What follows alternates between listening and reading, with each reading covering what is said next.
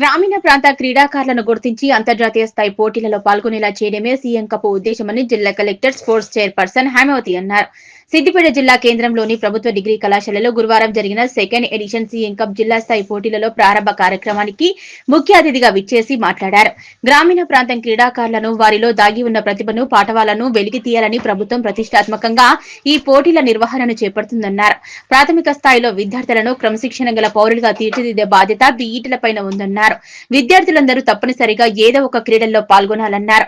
క్రీడలు శారీరక, మానసిక ఆరోగ్యానికి దోహదం చేస్తాయన్నారు. టీం స్ఫూర్తితో క్రీడల్లో పాల్గొని చివరి అవకాశం వరకు గెలుపు కోసం క్రీడాకారులు కృషి చేయాలన్నారు. సిద్దిపేట జిల్లా క్రీడల్లో ముందుందని క్రీడా ఉపాధ్యాయుల సలహాలు, సూచనలు తీసుకుని మరింత ప్రాక్టీస్ చేసి రాష్ట్ర స్థాయిలో అత్యుత్తమ ప్రతిభ కనబర్చి సిద్దిపేట బ్రాండ్ ను కొనసాగించాలని క్రీడాకారులకు సూచించారు. వచ్చే సంవత్సరం తప్పనిసరిగా వ్యాయామ విద్య పీరియడ్లకు ఉండేటట్లుగా చర్యలు చేపడుతున్నట్లు తెలిపారు. సీఎం కప్ సిద్దిపేట జిల్లా స్థాయి క్రీడోత్సవాలు ఈ నెల 12వ తేదీ నుంచి 14వ తేదీ వరకు జిల్లా స్థాయి పోటీలు నిర్వహించాలని అన్ని శాఖల అధికారులను ఆదేశించినట్లు తెలిపారు. ఈ సందర్భంగా జిల్లా కలెక్టర్ తాను విద్యార్థి దశలో జిల్లా స్థాయి బాల్ బ్యాడ్మింటన్ క్రీడాకారిణిగా రాణించిన విషయాన్ని గుర్తు చేశారు.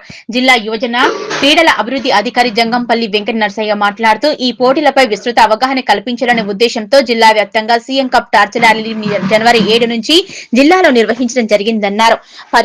పర్యవసానంగా జిల్లా వ్యాప్తంగా 17,000 మంది క్రీడాకారులు ఈ పోటీలో పాల్గొనేందుకు రిజిస్ట్రేషన్లు చేసుకోవడం జరిగిందన్నారు. ఇప్పటి వరకు గ్రామ, క్లస్టర్, మండల, నియోజకవర్గాల్లో ఈ పోటీలు నిర్వహించడం జరిగిందన్నారు. విజేతలకు బహుమతులను అందించడం జరిగిందని, ప్రతిభ కనబర్చిన క్రీడాకారులను తదుపరి దశకు ఎంపిక చేస్తున్నామన్నారు. వివిధ దశలలో జిల్లాలోని మండల అధికారులతో పాటు జిల్లా క్రీడా సంఘాలు, వ్యాయామ విద్యా ఉపాధ్యాయుల సహకారంతో విజయవంతంగా పోటీలు నిర్వహించడం జరిగిందని, సిద్దిపేట, గజ్వేల్, కొండపాక కేంద్రాల్లో 21 క్రీడాంశాలలో 3 రోజుల పాటు పోటీలు జరుగుతాయన్నారు. ఈ జిల్లా స్థాయి పోటీల్లో ప్రతిభ కనబర్చే క్రీడాకారులను రాష్ట్ర స్థాయి సీఎం కప్ పోటీలో పాల్గొనే దిశగా సిద్దిపేట జిల్లా జట్లను ఎంపిక చేయడం జరుగుతుందన్నారు.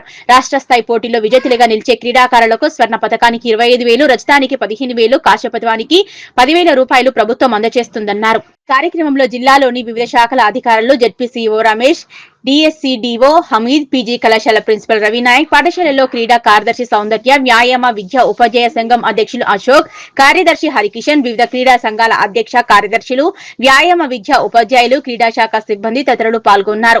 అనంతరం పోటీల ప్రారంభ సూచికగా శాంతి కపోతాలు ఎగురవేశారు. కాగా నేడు బాలుర విభాగంలో kabaddi, volleyball, kho kho, football, handball పోటీలతో పాటు వ్యక్తిగత క్రీడా కండక్షన్ లో పోటీలు నిర్వహించినట్లు నిర్వాహకులు తెలిపారు. అందరికీ కూడా నా నమస్కారాలు. చిన్నారులందరికీ నా అభినందనలు.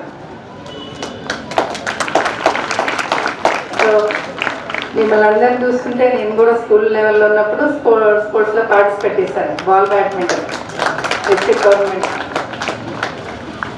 ఎప్పుడు మా జిల్లా నుంచి మేము పార్టిసిపేట్ చేసిన మార్చ్ ఫస్ట్లో మాదే షీల్డ్ మా జిల్లాలో. అలాగే నేను చూసినప్పుడు మీరందరికీ కూడా తప్పకుండా మార్చ్ ఫస్ట్ మీరందరూ కూడా నేర్చుకోవాలి. అందరికీ పీఈటీలకి నేను తప్పకుండా తొందరలో రివ్యూ చేసి మీ అందరికీ ప్రతి ఒక్క స్టూడెంట్ కూడా ఏదో ఒక టోర్నమెంట్లో పార్టిసిపేట్ చేయాలి. అంటే మీ చిన్నపిల్లలు ఈ వయసులో మీకు ఫిజికల్ గ్రోత్, మెంటల్ గ్రోత్ ఈ రెండు చాలా మెంటల్ స్టెబిలిటీ ఉండాలి, ఫిజికల్లీ మంచిగా ఫిట్గా ఉండాలి.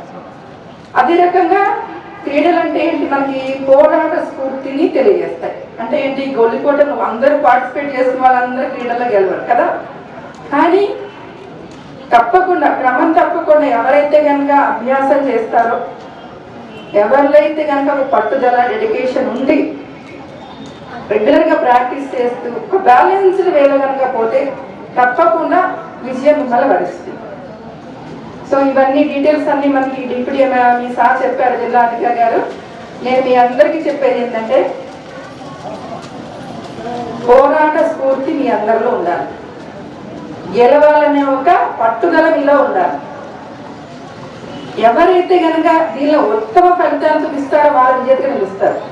ఫస్ట్ వస్తామా, సెకండ్, థర్డ్ అని కాదు. ఇక్కడ ఎవరైతే కనుక చివరి నిమిషం, చివరి సెకండ్ వరకు మీ యొక్క పోరాట స్ఫూర్తిని గేమ్ మొదలు పెట్టేటప్పుడు చివరి క్లోజ్ అయ్యేంత వరకు కూడా మీలో ఎవరైతే కనుక నిలుపుతుంటారో వాళ్ళు గెలుస్తారు.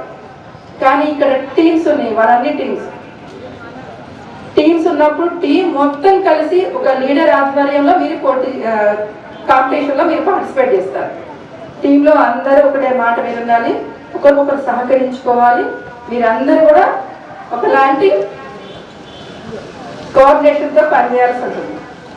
అప్పుడు లీడర్ అనేవాళ్ళు ఎదగడం కానివ్వండి, ఎలా కలిసి పనిచేయాలి అంటే ఏంటి, ఇండివిజువల్గా టోర్నమెంట్స్లో వాళ్ళు ఇండివిజువల్ బట్టి పెర్ఫార్మెన్స్ బట్టి వాళ్ళు గెలవడం అనేది గెలుపుకోవడంలో ఉంటాయి.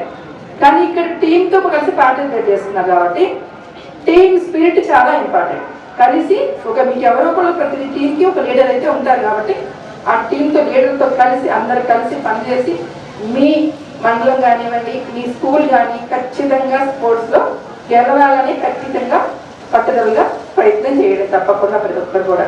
కాబట్టి తర్వాత మీరందరిలోంచి మళ్ళీ స్టేట్ లెవెల్ టీము సీఎం గారి కప్పు స్టేట్ లెవెల్ జరుగుతుంది కాబట్టి స్టేట్ లెవెల్ కప్పు కూడా మళ్ళీ మీరు పార్టిసిపేట్ చేస్తారు. చేసేటప్పుడు మళ్ళీ మీరందరూ కూడా మన జిల్లాని పేరు నిలబెట్టాలి. మీరందరూ మన సిద్దిపేట జిల్లా అంటే ఖచ్చితంగా ఆ పిల్లలు చాలా బాగా ఆడతారు, టీమ్ స్పిరిట్ బాగా ఉంటుంది, బాగా ఫిజికల్గా కూడా ఫిట్గా ఉండాలి, మెంటల్లీ సౌండ్ ఉండాలి. గుర్తుపెట్టుకోండి, ఒక ఆటలో పోటీ చేస్తున్నామంటే మనం గెలుస్తాము, మనం గెలవాలి, ఏదైనా సరే గెలిచి సాధిస్తాము అనే ఒక పట్టుదల మీలో ఉంటే కనుక గెలుపు మీదే అవుతుంది. ఒక్కరికి ఉంటే కాదు, టీంలో ఉన్న అందరికీ ఉండాలి. ఓకేనా? కాబట్టి తప్పకుండా ఆ టీం లీడర్ మిమ్మల్ని అందరినీ మోటివేట్ చేయాలి. ఎవరైతే మీకు పీఈటీ సార్ కానీ ఎవరైతే మీకు అంటే ఉన్నారో వాళ్ళందరి యొక్క గైడెన్స్ తీసుకొని మెలకువలు నేర్చుకొని రూల్స్ బ్రేక్ చేయకుండా రూల్స్ను పాటిస్తూ గెలవాలి. ఓకేనా?